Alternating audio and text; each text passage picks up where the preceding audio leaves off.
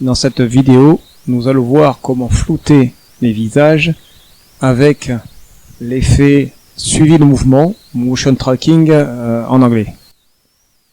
Alors j'ai choisi un clip que j'ai déjà placé sur la timeline, donc on va voir ce que ça donne. Donc l'idée en fait, ça va être de flouter ce visage. Donc on voit quand même qu'il y a du mouvement.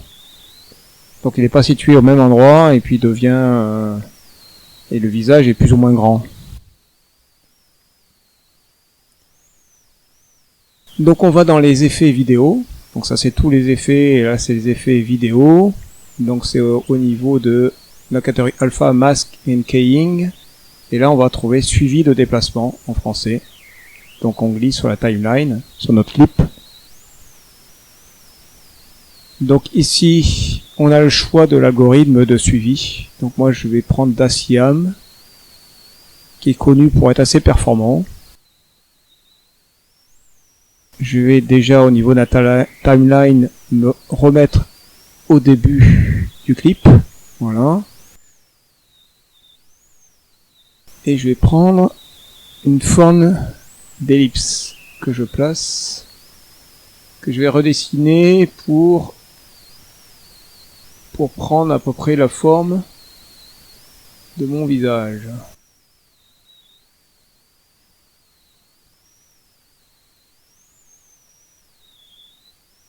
Voilà. Donc là, il y a tout un trait qui va se dessiner autour. Donc on peut réduire un petit peu la largeur du trait et du trait qu'on pourra supprimer par la suite.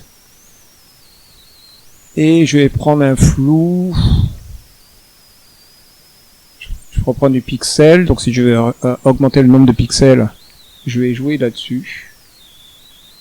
Et là c'est pareil, on pourrait prendre médiane, ou un flou médian, ou un flou gaussien.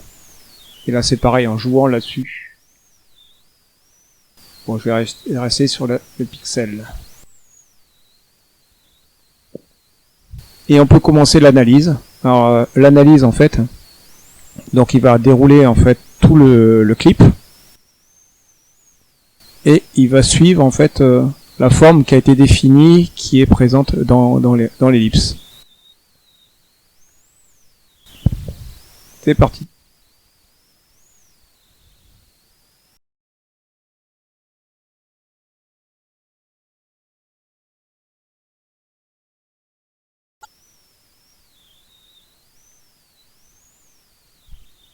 Voilà, c'est terminé. Ça prend plus ou moins de temps suivant la puissance de la machine.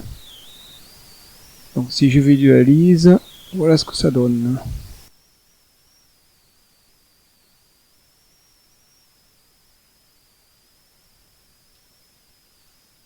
Donc comme vous voyez, ça suit plus ou moins bien la forme du visage.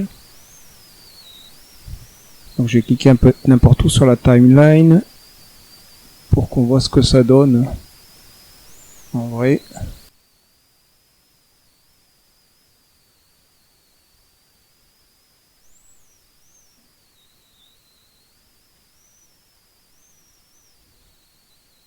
Donc on voit que c'est pas parfait.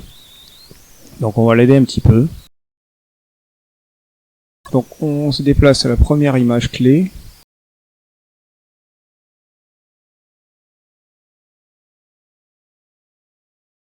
Et on se déplace d'image clé en image clé.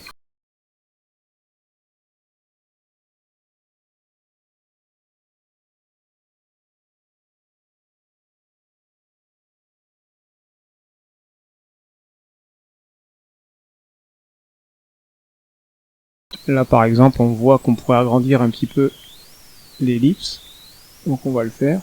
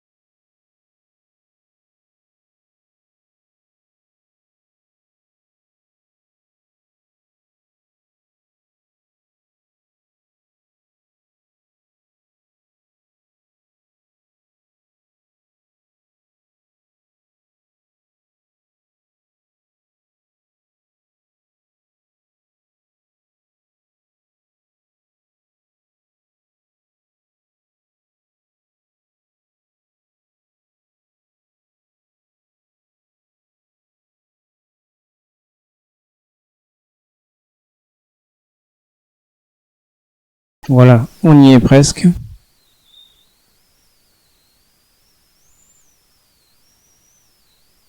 Donc c'est pas toujours aussi laborieux.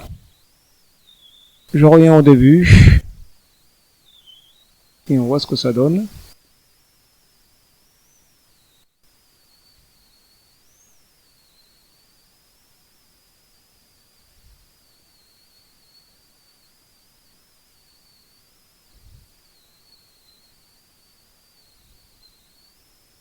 Et alors sans les traces rouges, ça va donner ça.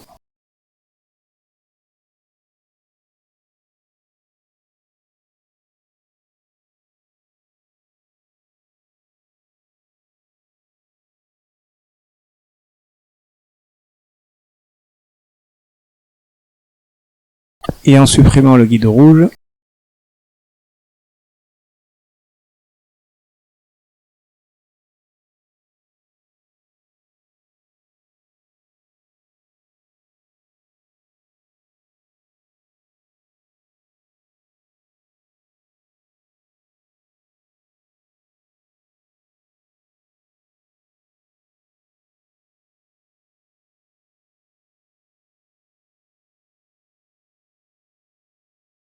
voilà, c'est terminé.